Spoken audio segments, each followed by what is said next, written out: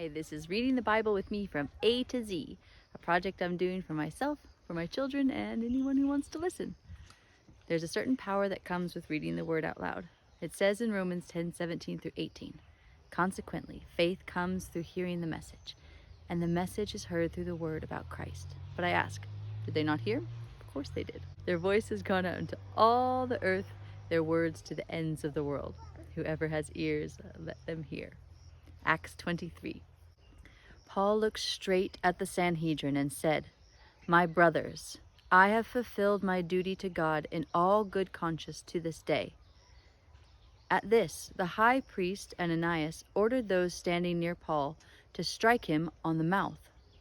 Then Paul said to him, "God will strike you, you whitewashed wall. You sit there to judge me according to the law, yet you yourself violate the law by commanding that I be struck." Those who were standing near Paul said, "How dare you insult God's high priest?" Paul replied, "Brothers, I did not realize that he was the high priest, for it is written, 'Do not speak evil about the ruler of your people.'"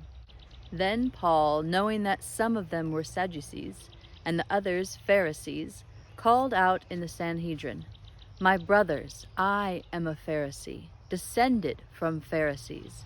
I stand on trial because of the hope of the resurrection of the dead." When he said this, a dispute broke out between the Pharisees and the Sadducees, and the assembly was divided. The Sadducees say that there is no resurrection, and that there are neither angels nor spirits, but the Pharisees believe all these things. There was a great uproar, and some of the teachers of the law who were Pharisees stood up and argued vigorously. "We find nothing wrong with this man," they said. "What if a spirit or an angel has spoken to him?" The dispute became so violent that the commander was afraid Paul would be torn to pieces by them. He ordered the troops to go down and take him away from them by force and bring him into the barracks. The following night, the Lord stood near Paul and said, "Take courage. As you have testified about me in Jerusalem, so you must also testify in Rome."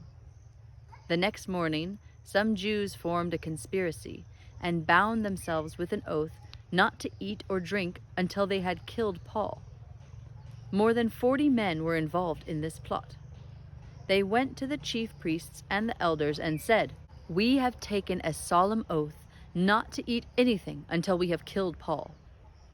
Now then, you and the Sanhedrin petition the commander to bring him before you on the pretext of wanting more accurate information about his case. We are ready to kill him before he gets here." But when the son of Paul's sister heard of this plot, he went into the barracks and told Paul. Then Paul called one of the centurions and said, "Take this young man to the commander. He has something to tell him." So he took him to the commander.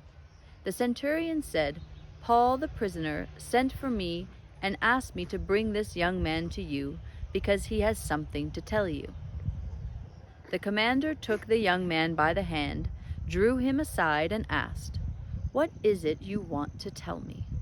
He said, "Some Jews have agreed to ask you to bring Paul before the Sanhedrin tomorrow on the pretext of wanting more accurate information about him. Don't give in to them, because more than 40 of them are waiting in ambush for him. They have taken an oath not to eat or drink until they have killed him. They are ready now, waiting for your consent to their request." The commander dismissed the young man with this warning, "Don't tell anyone that you have reported this to me." Then he called 2 of his centurions and ordered them get ready a detachment of 200 soldiers, 70 horsemen, and 200 spearmen to go to Caesarea at 9 tonight. Provide horses for Paul so that he may be taken safely to Governor Felix. He wrote a letter as follows: "Claudius Lysias, to His Excellency, Governor Felix, greetings.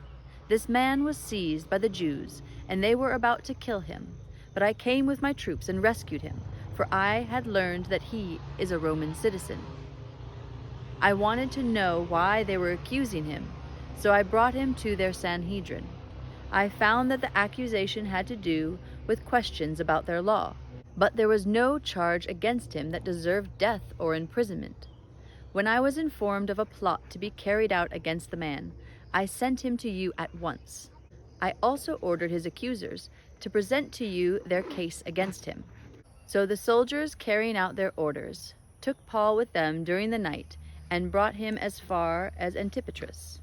The next day they let the cavalry go on with him, while they returned to the barracks.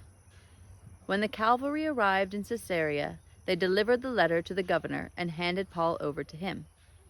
The governor read the letter and asked what province he was from. Learning that he was from Cilicia, he said, "I will hear your case when your accusers get here." Then he ordered that Paul be kept under guard in Herod's palace.